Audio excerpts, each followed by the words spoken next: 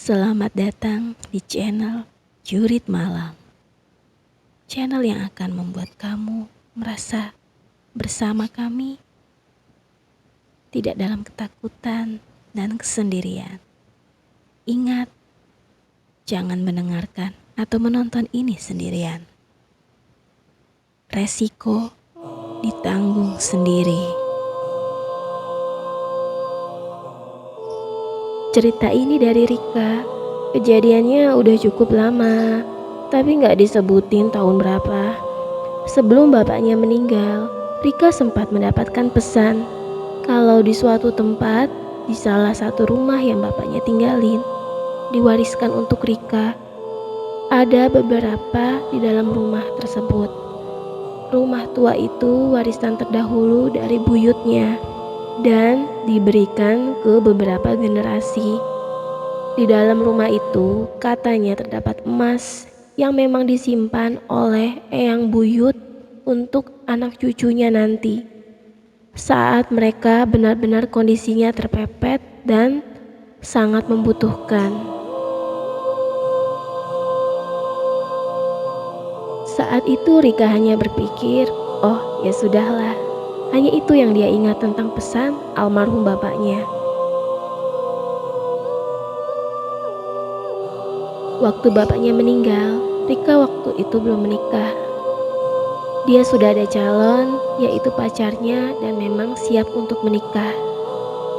Kurang lebih sekitar setahun kemudian, Rika menikah dengan penuh kesedihan karena bapaknya sudah tiada. Pernikahan pun berjalan semestinya.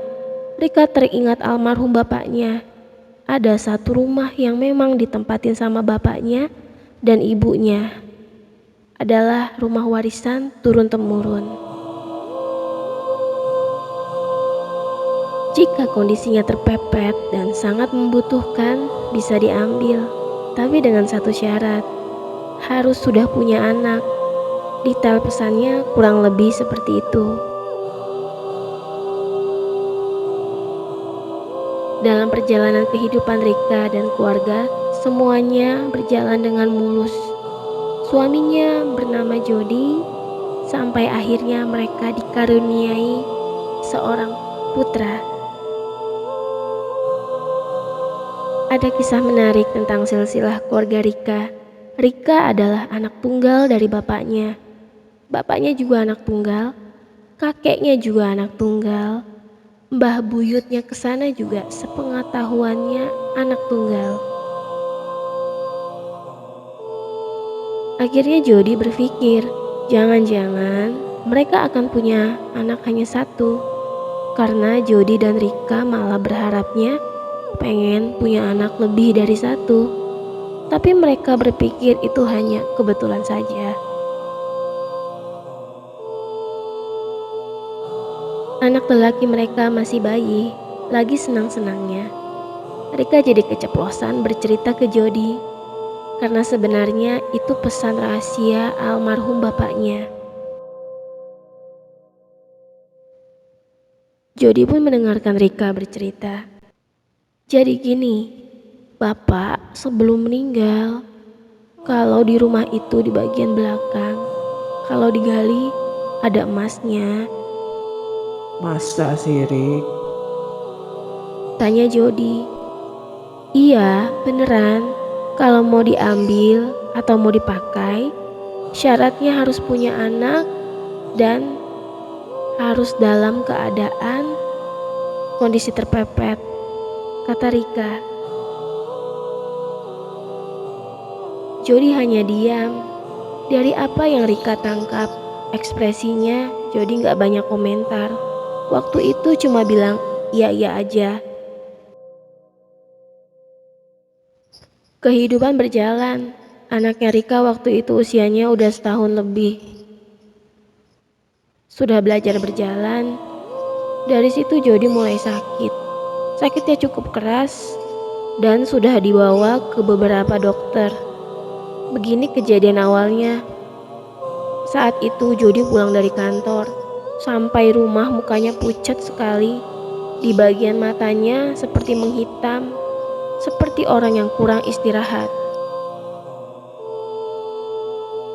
Jody bilang pada Rika. Kok aku ngerasa gak enak badan ya? Kenapa mas? Muka kamu pucat dan mata kamu ada item-itemnya gitu. Ya Rik, aku gak tahu. Tiba-tiba aku merasa begini. Kita periksa aja ke dokter ya mas.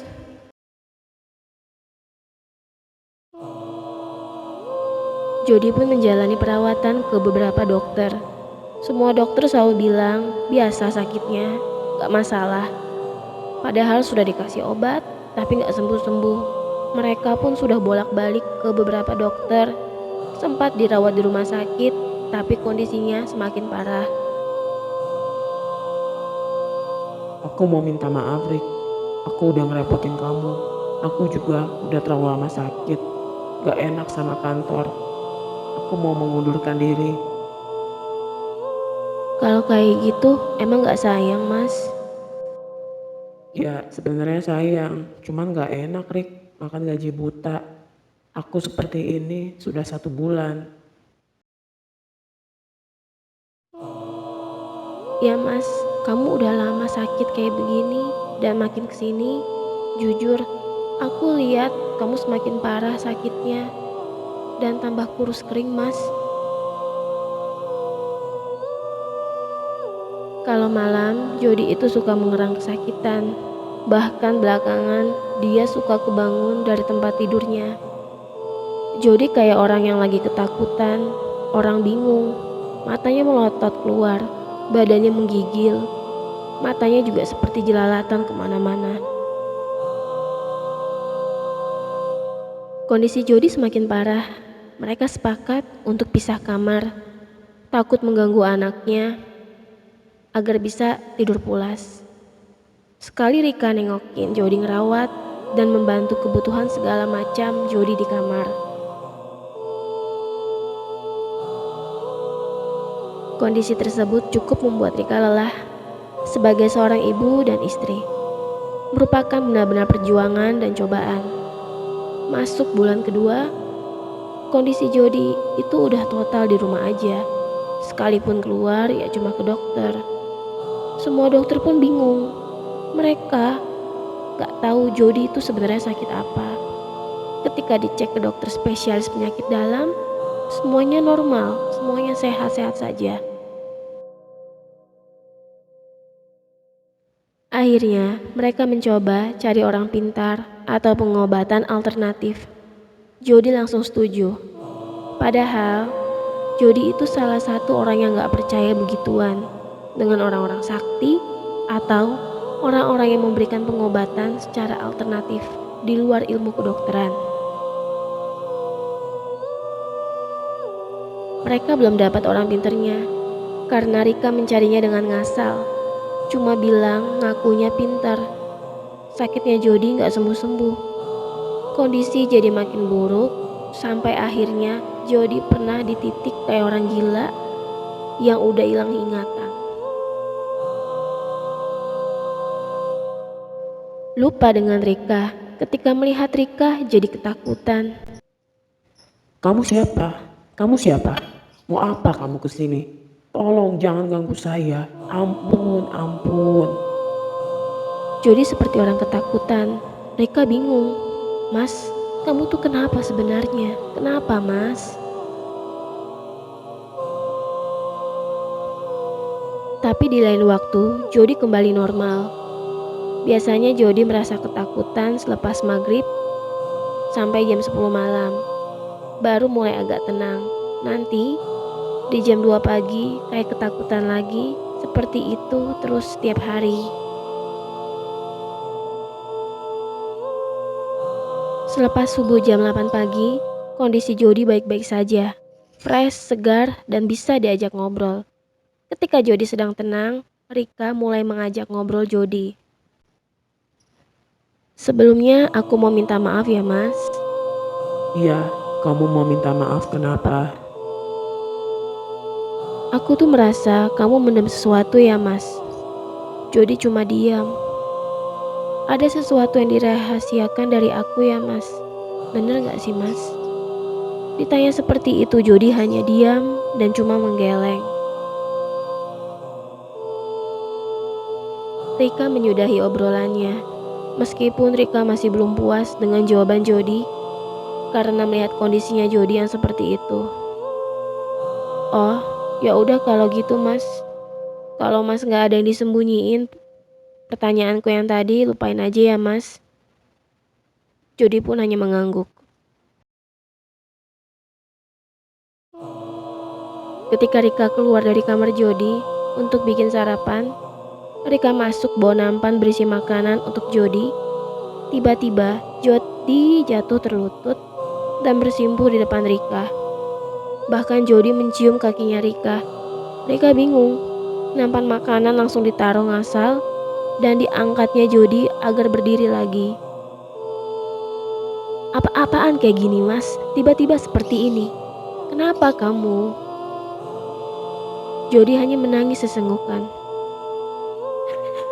Aku benar-benar minta maaf, Rik. Maaf. Kamu minta maaf kenapa Mas? Sini duduk dulu.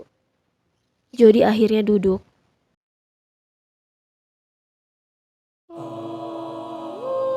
Tiba-tiba anak mereka menangis. Sebentar ya Mas. Rika pun meninggalkan Jody. Rika pun kembali sambil menggendong anaknya sambil diayun-ayun. Rika duduk di sampingnya Jody. Ada apa Mas? Jody kemudian membuka suara.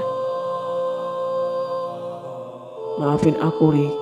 Aku gak megang amanah dari kamu.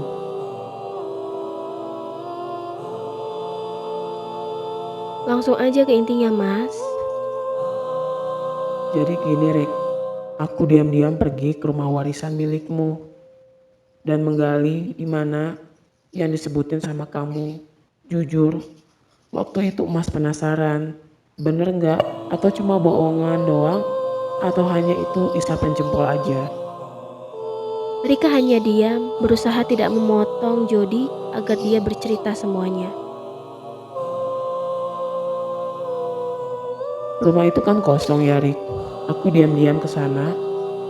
Waktu bela-belain pulang lebih cepat. Aku gali dengan alat seadanya. Sekitar 20 sampai 30 cm digali. Alat yang aku pakai gali itu menyentuh sesuatu. Aku terus gali lagi. Sebuah peti dari logam yang kondisinya masih bagus, agak karatan, warnanya hijau tua. Aku keluarin dan aku buka petinya. Gak terkunci. Ketika dibuka, isinya itu emas. Semuanya tuh benar-benar emas, Rik, dan tidak bersurat. Emasnya berbentuk butiran, kotak-kotak dan tidak simetris. Terus gimana Mas? Mas mencuri emas itu. Aku ambil cuma 2 butir yang kecil-kecil, Rik. Aku tutup lagi, masukin lagi, dan uruk seperti sedia kala. Terus emas itu sekarang dikemanain Mas? Aku jual, Rik. Ya, duitnya untuk bersenang-senang. Bukan bersenang-senang sama perempuan lain atau mabuk-mabukan.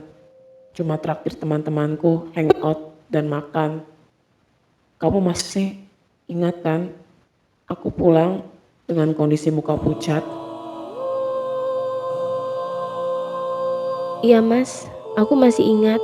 Kamu balik kantor, tapi kondisinya buruk. Jody melanjutkan. Itu adalah hari pertama. Siangnya setelah acara traktir teman-teman, aku merasa gak enak badan. Aku kira keracunan, tapi teman-teman semuanya baik-baik aja. Aku akhirnya pulang dengan kondisi seperti itu. Makin hari kondisinya makin parah.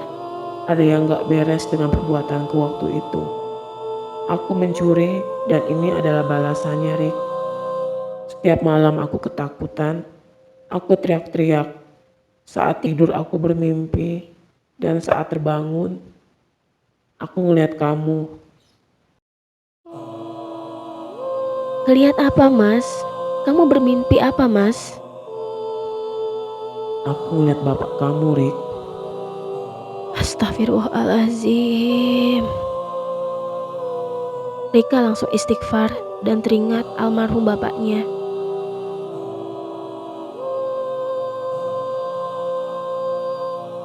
Lanjutkan aja mas, kata Rika.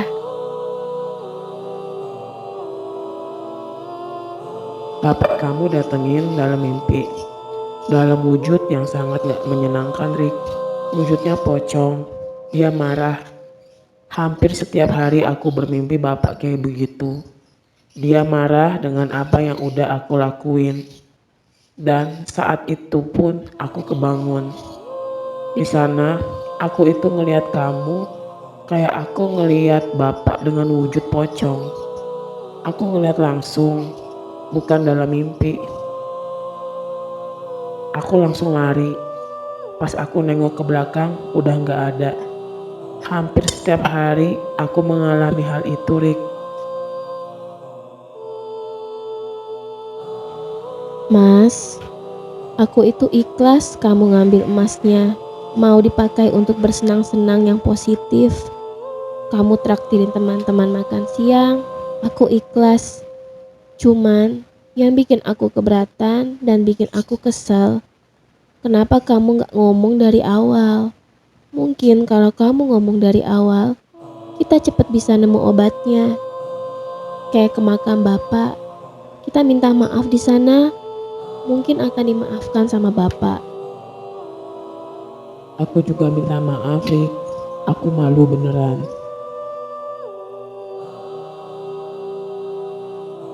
Sekarang begini, kan masalahnya udah ketahuan. Cuman memang belakangan ini kamu juga sakit-sakitan. Terus kita banyak keluar dana ekstra. Apalagi sekarang kamu udah gak kerja. Mulai belakangan ini juga kondisi ekonomi kita tuh agak rawan. Mungkin aku mau ngomong sama almarhum bapak, mau minta izin untuk ambil emas di rumah. Kondisinya mungkin udah darurat untuk pengobatan kamu juga, Mas. Baiklah kalau begitu. Aku beneran minta maaf, Rik. Akhirnya pagi itu mereka pun berdamai semuanya. Jujur, setelah Jody cerita semua, Rika malah tambah sayang. Seperti biasanya, pagi itu mereka gak ngapa-ngapain. Rika mencoba teleponin temannya untuk mencari orang pintar yang bisa mengobati Jody. Akhir-akhir ini, alhamdulillah, udah beberapa jam ini kondisinya juga membaik. Jody udah mulai keluar rumah, main dengan anaknya, dan mulai ngobrol sama pembantunya. Mulai bisa bantu-bantu beresin ini itu. Bahkan sampai jam 12 masih sembuh. Bisa juga sampai sore. Apa ada hubungannya dengan sesuatu? Perminta maafan yang Rika berikan kepada Jody, apa itu obatnya? Rika bilang, sampai akhirnya Jody di keesokan harinya normal semua. Cuman mereka tidurnya masih kepisah karena kondisinya Jody jarang mandi karena sakit. Tubuh Jody agak bau. Aku ngerti, Rik. Aku tidur di sini dulu sampai aku bersih-bersih. Aku gak enak sama kamu dan anak. Keesokan harinya, Rika pun izin dengan Jody. Kondisinya Jody udah baikan, hanya badannya masih kurus. Mas, aku izin keluar sebentar ya. Aku mau ke rumah warisan. Karena kondisi ekonomi udah seperti ini. Aku mau coba buktiin sendiri ke sana, ada atau enggak emasnya. Rika pun berangkat. Anaknya dititipin dengan Jody dan pembantunya. Sampailah Rika di rumah warisan. Rika menuju satu titik yang ada emasnya. Langsung menuju ke sana. Memang ada bekas galian. Sebenarnya bukan lantai yang disemen, lebih kayak ke tanah.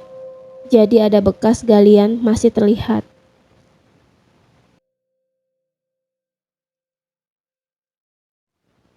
Akhirnya peti dibuka lagi.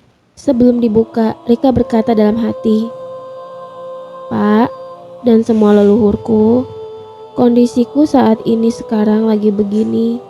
Kondisiku lagi mumet, Pak. Sangat membutuhkan. Dan sepertinya inilah waktu yang tepat untuk aku memakai emas ini. Hanya sedikit yang aku gunakan dari semua emas yang kalian tinggalkan. Rumah warisan itu memang gelap karena lampu tidak dinyalain. Rika pun mulai ngegali. Memang benar, petinya warna hijau tua. Diambil Rika, dibuka, dan di situ emasnya banyak sekali, penuh. Ada berpuluh-puluh kilo. Rika akhirnya mengambil hanya 3 sampai 4 emas. Rika ambil sesuai kebutuhan. Setelah diambil, Rika menutup dan memasukkan peti ke dalam tanah, dikubur seperti awal. Dan alangkah kagetnya Rika saat bangun menengok ke belakang. Rika melihat almarhum bapaknya, tapi kondisinya masih pakai buntelan pocong. Astagfirullahaladzim, Bapak, Rika minta maaf Pak, Rika butuh banget Pak. Pocong tadi mulai bersuara. Tidak apa-apa Rika, tenang. Pakailah tapi jangan dihabiskan. Karena nanti untuk anak keturunan kamu kesananya. Katanya seperti itu. Rika gak berani melihat. Ditambah lagi tercium aroma bau yang macam-macam. Seperti bau khas orang meninggal. Wujudnya pocong yang sudah kotor, lusuh.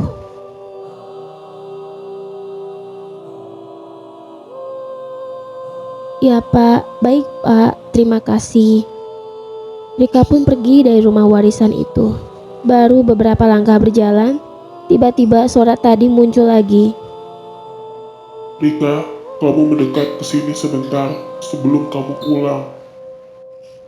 Rika mendekat ke sosok pocong, di mana dia berdiri di pojokan di sudut rumah warisan.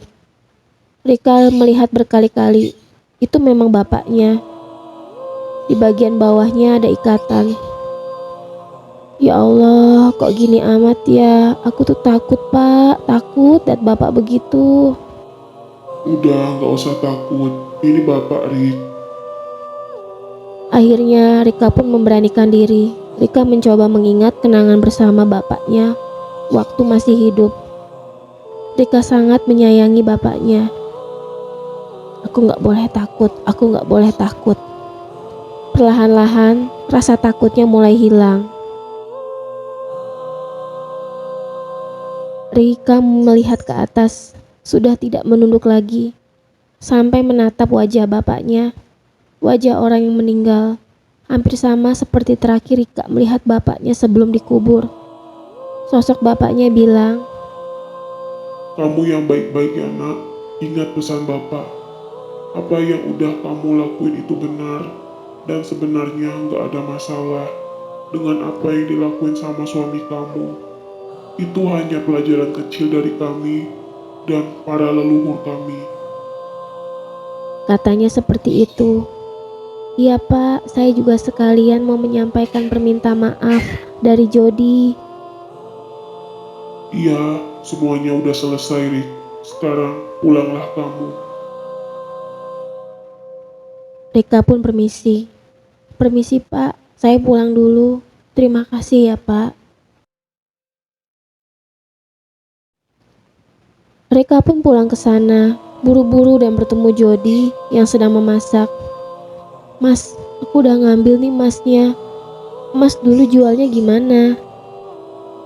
Biasanya aku jual di tempat yang menerima emas-emas gadaian seperti itu, Rik. Akhirnya emas tersebut dijual dan Rika dapat uang. Mas, ini uangnya kita pakai buat berobat, sekaligus untuk menyambung hidup selagi Mas belum bekerja. Selama beberapa bulan ke depan, sambil pemulihan Jody untuk gemukin badannya, mulihin tenaganya sambil Jody mencoba bekerja kembali ke kantornya dulu. Alhamdulillah, setelah 3 bulan resign, Jody masih diterima di kantor lamanya dan masih kembali memulai kehidupannya. Rika, Jody, dan anak lelakinya. Pernikahan mereka sudah berjalan 12 tahun. Anaknya sudah besar, dan anehnya Rika masih belum memiliki anak lagi. masih menjadi misteri juga. Semua keturunannya hanya memiliki anak tunggal, sampai yang dijalani Rika dan Jody belum memiliki anak lagi. Ya, kurang lebih seperti itu ceritanya dari Rika dan Jody. Terima kasih banyak sudah berbagi cerita ya untuk Rika dan Jody. Terima kasih sudah mendengarkan dan menonton channel Jurit Malam. Jangan lupa tunggu kisah-kisah kami selanjutnya. Jangan lupa juga like, share, komen, dan subscribe.